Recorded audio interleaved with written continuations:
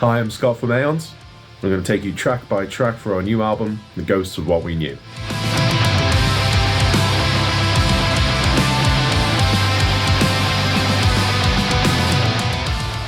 So our first track, Noose, is a story of the Old West, from the 1850s Midwest expansion, the manifest destiny of an American enacted in the late 19th century, and a tale of a gunslinger who uses the Iron Horse to take him to pastures new and move away from the evils and the history of the old.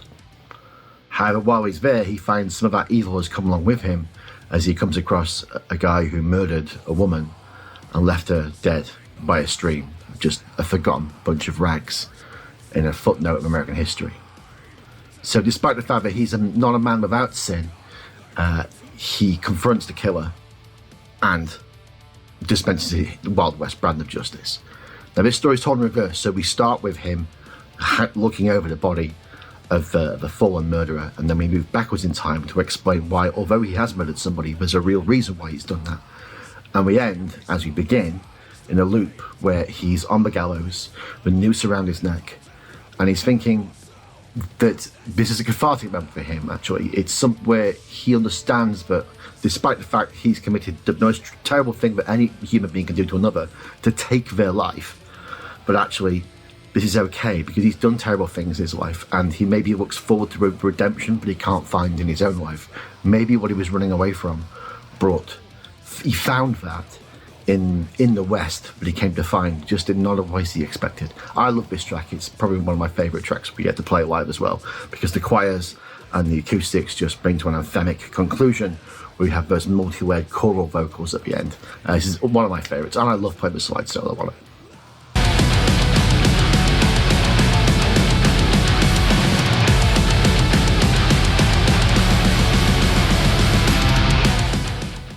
So track 2, Home, is pretty much perfectly encapsulated by the sample we took at the beginning, Carl Sagan. The song itself is about us as humanity searching for a new home amongst the stars, but leaving our home behind, Earth. And when we reach the stars, do we take our politics, our religions, our squabbles with each other with us? Or do we start from scratch and become something new? Carl Sagan represents science, but in a wondrous way. Religion presents faith as fact to most people. I think there's a very strange but beautiful harmony between those two, but one's obviously not right for humanity to progress. Whereas as we go further into space, we'll start to see that myth and religion start to fall by the wayside. So my favourite lyric in Home is the beginning of the chorus. So here we stand, so unprepared, we placed all our faith in fragile words, which is such a beautiful lyric to me because when I think about what politicians promise us year upon year, how they're going to change things, how we're going to fix the world, how we're going to do something better than we did before, we keep hearing these same promises, yet they're just fragile words, yet they build hope in us, but will it ever come to fruition?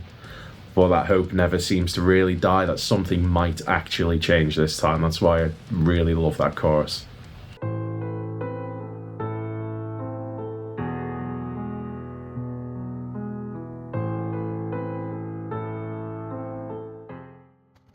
Track 3, Blood, is about the politically divided and bifurcated times that we find ourselves living in, with every country in the West seemingly divided across ever more arbitrary lines. The song is a plea for us to start listening to our political opponents, even if their opinions we don't particularly find tasteful. And the chorus is a warning of what will happen if we don't. There will be blood. And the last line in particular kind of brings that message home. There's just no time.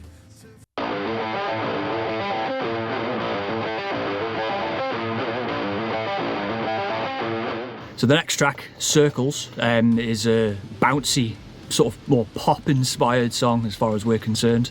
And It's an interesting track. I think it's again another one that I think captures the vibe of the lyrical content.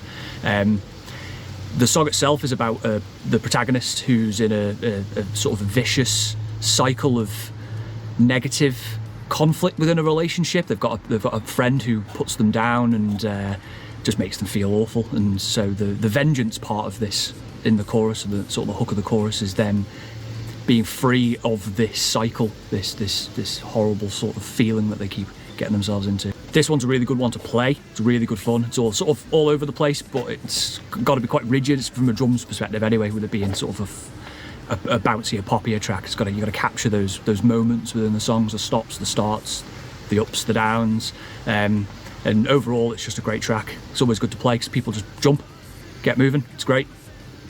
Big fan.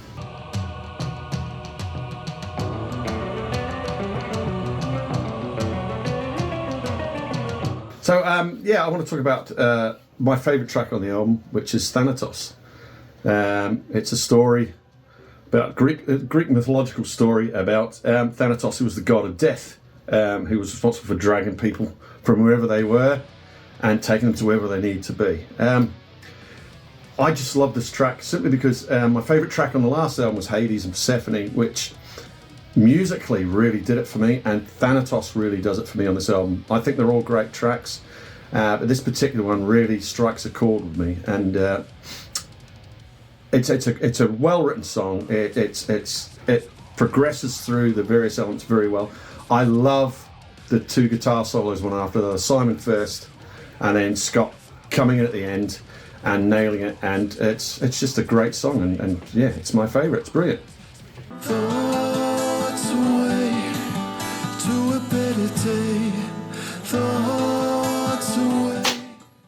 Cascade. I'm a big video gamer. I have been for many years, and there's a particular game that had a scene that really resonated with me. Very emotional scene, and I came up with an idea, scratched a few chords down on my Spanish guitar, and came up with a few lyrics, and we came round to Simon's and we all pulled it through.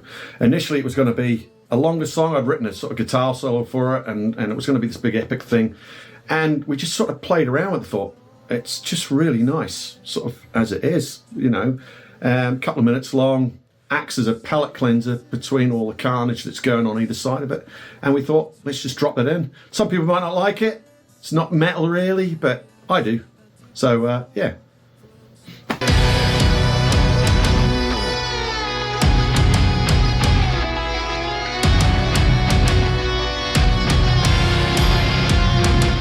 And so, Ghosts. Actually called the Ghosts of What We Knew, because that was what its title originally when we wrote it a long time ago, and now we translated that into the album title to show that this is the fundamental offering for this album.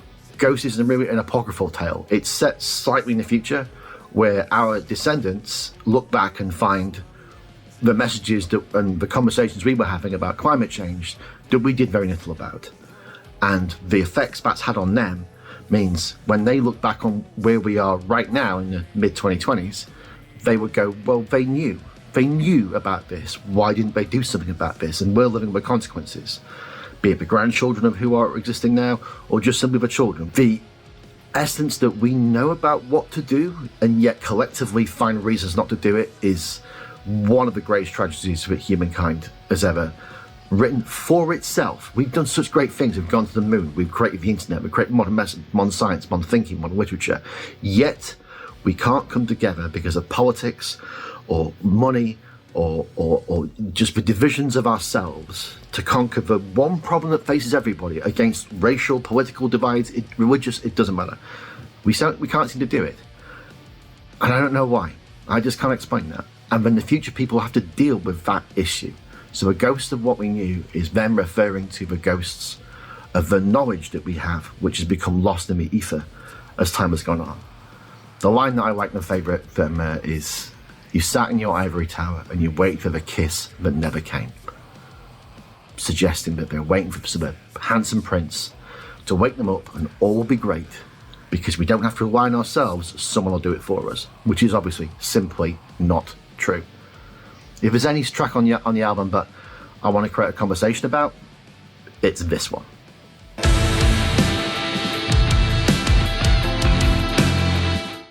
So Machines is my personal favourite track off the album. It's a song I think that really captures the emotions of the lyrics in the track and the theme of the song, which is about a man who goes to the hospital to find his to visit his like deathly ill partner, but she passes away before he can get there, and she dies on her own, surrounded only by the machines that were trying to keep her alive. It's a really harrowing sort of tale that really hits hard for me. I think emotionally the music really captures the theme.